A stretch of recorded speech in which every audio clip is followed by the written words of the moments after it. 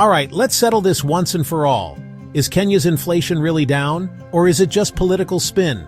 You've probably heard President Ruto say that inflation has dropped big time since he took office. And honestly, it's not just talk. When Ruto became president in September 2022, Kenya's inflation rate was at a painful 9.2%, mostly because of soaring food and fuel prices. Fast forward to February 2025, and that number had plummeted to 3.5%. That's a huge drop, and it's been confirmed by independent fact-checkers and official government stats. Even in mid-2025, inflation's been holding steady.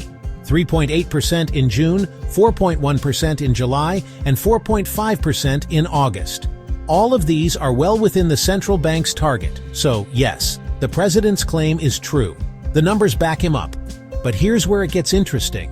If inflation is down, why does life still feel so expensive? Well, inflation measures how fast prices are rising, not whether they're actually falling. So even if inflation is low, it just means prices aren't going up as quickly as before. If groceries or fuel doubled in price last year, a lower inflation rate this year doesn't suddenly make them cheaper. It just means the pain isn't getting worse as fast. Plus, there's something economists call base effects. If prices shot up last year, this year's inflation rate looks lower just because it's being compared to that high spike. So even though the rate is down, the new normal for prices is still pretty high.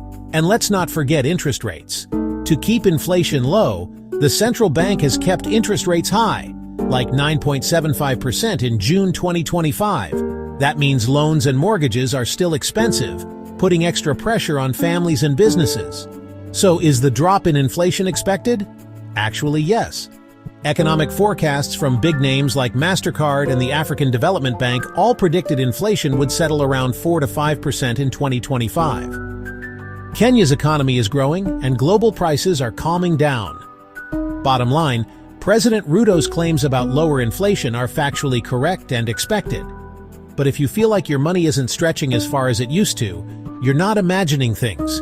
The numbers may be down, but the struggle is still very, very real. Let me know in the comments. Does this match your experience? Thanks for watching.